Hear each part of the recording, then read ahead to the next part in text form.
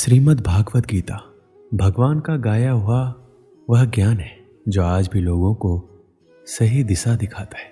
जिस तरह आज हम कई बार तमाम कारणों के चलते अपने कर्तव्यों से विमुख हो जाते हैं और हार कर समस्याओं से पलायन करने लगते हैं, उसी प्रकार महाभारत के युद्ध के समय निराश असमंजस की स्थिति में दिखाई देते हैं।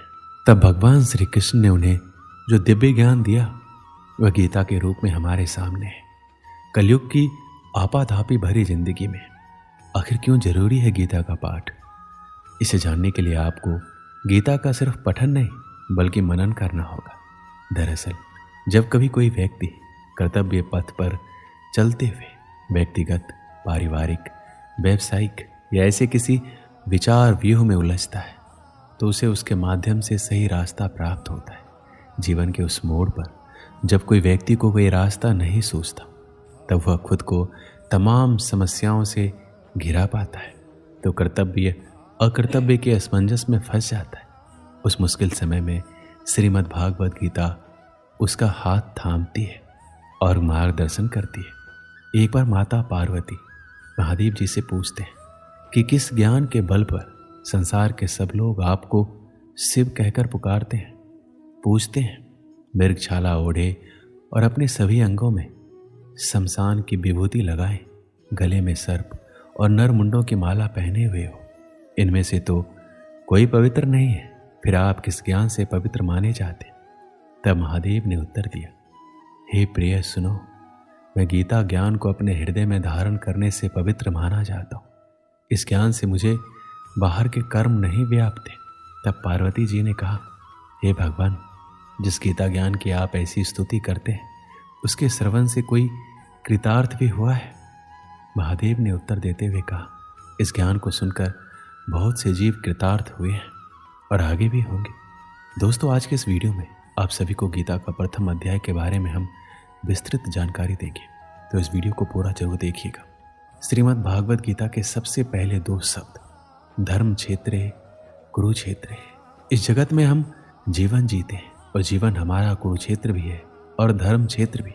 ये हमारी कर्म भूमि है जहां हम अपने कर्तव्यों का निर्वहन करते हैं। अर्जुन, जो कि गीता के शुरुआत में अपने जीवन के सबसे महत्वपूर्ण युद्ध को लड़ने जा रहे थे, किंतु वह अत्यधिक हताश, निराश, भ्रम मोह में था। हम भी अपने जीवन में इसी तरह से हताशा और निराशा का सामना करते हैं और इन परिस्थितियों में भगवान श्री कृष्ण जो समाधान देते हुए कहते हैं, हृदय की क्षुद्र दुर्बलता, सारे भ्रमों को पीछे छोड़ सब कुछ भुलाकर खड़े हो जाओ मेरे साथ।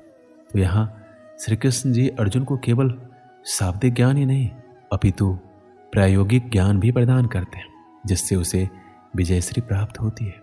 तो यही शुरुआती दो शब्द हमें जीवन के लिए गूढ़ प्रेरणा और दिशा प्रदान कर रहे हैं।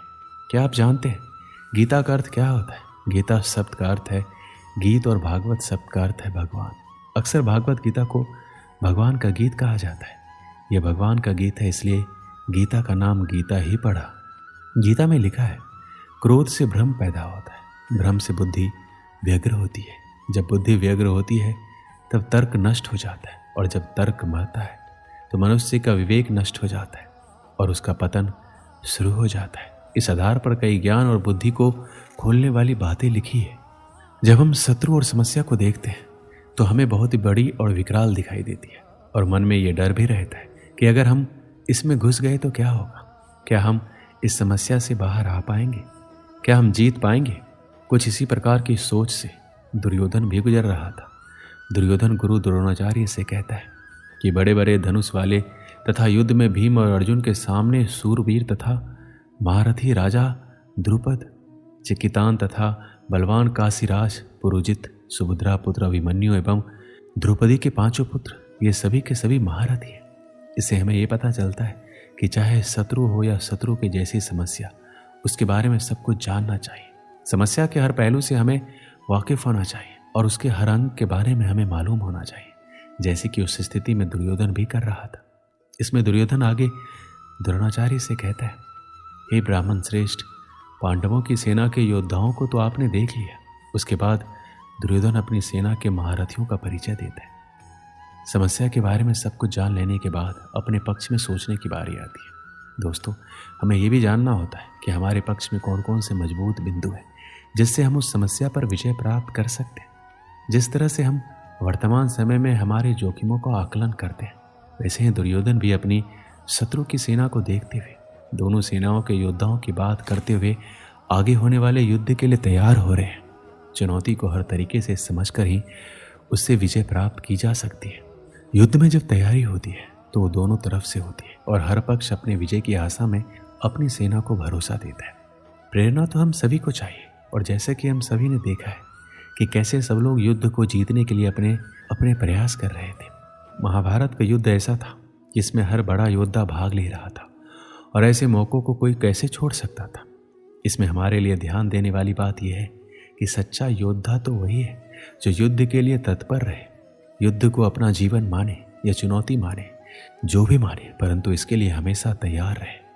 श्री कृष्ण कहते हैं कि मनुष्य स्वभावतः वह सब कुछ पाने का पात्र नहीं है और जो वो चाहता है।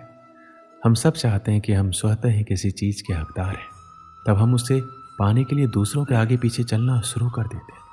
जब भी हम दुर्योधन के बारे में सोचते हैं तो वह एक ईर्ष्यालु और व्यक्ति के रूप में सामने आता है। लेकिन क्या आपने कभी ये सोचा है कि हम सभी में कहीं ना कहीं दुर्योधन भी है? हम ईर्ष्यालु हो सकते हैं और हम वही चाहते हैं जो दूसरों के पास है। कार्य के पीछे का इरादा ही मायने रखता है। जो लोग केवल कर्म के फल की इच्छा से प्रेरित होते हैं वो दुखी होते हैं, क्योंकि वो जो करते हैं उसके परिणाम के बारे में लगातार चिंतित रहते हैं। इस दुनिया में ज़्यादातर लोग अपने अहंकार के कारण बर्बाद हो जाते हैं। वो विश्वास या भरोसे से ज़्यादा अपने ईगो को महत्व देते हैं। आदमी का अहम और वहम दोनों उसे सफलता की सीढ़ियाँ चढ़ने नहीं देता, क्योंकि एक अहंकारी आदमी की दुनिया उसी से शुरू होती है और उसी पर ख़त्म हो जाती है। हर व्यक्ति के अंदर किसी न किसी तरह का घमंड होता ही। ये मनुष्य का एक स्वभाव है। जब हम खुद को ज़मीन से जुड़ा हुआ पाते हैं तो हमारे नीचे गिरने का सवाल ही पैदा नहीं होता।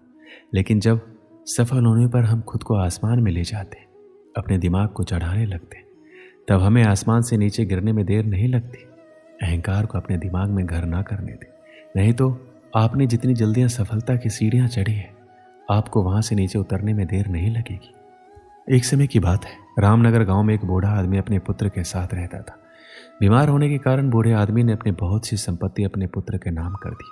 उसने अपनी वसीयत में लिखा कि उसकी सारी संपत्ति उसके मरने के बाद उसके पुत्र की हो जाएगी, और वसीयत के कुछ दिन बाद ही उसकी मृत्यु हो गई। संपत्ति इतनी थी, उसका पुत्र और आगे आने वाली 7 पुश्तें बिना कोई काम धंधा किए आराम से खा पी सकते थे।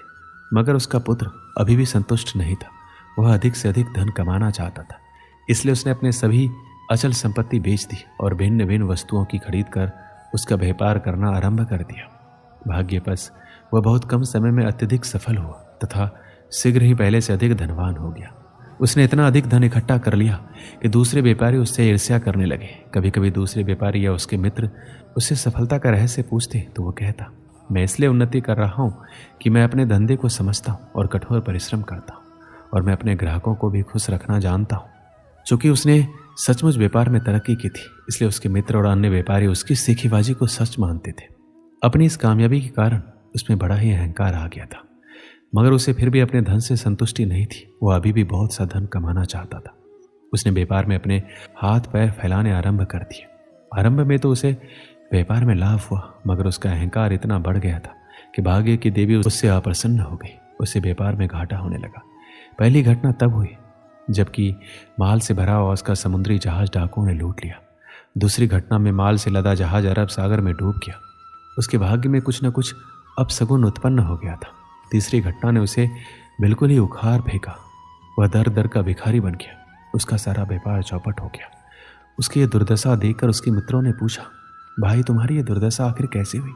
इस पर उसने अपने भाग्य को कोसा और कहा, क्या बताऊं, किस्मत ने साथ नहीं दिया। भाग्य की देवी ये बात सुनकर अप्रसन्न हो गई। वह साक्षात उसके सामने प्रकट होकर बोली, तुम सचमुच बहुत अकृतज्ञ हो।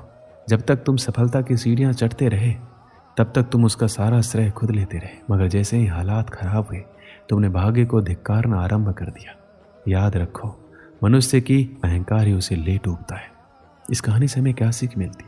अहंकार से व्यक्ति का सर्वनाश हो जाता है और हमें कभी अहंकार नहीं करना चाहिए। दोस्तों, इस वीडियो में बस इतना ही। मिलते हैं अगले वीडियो में, अपना ख्याल रखिएगा। जय श्री कृष्ण।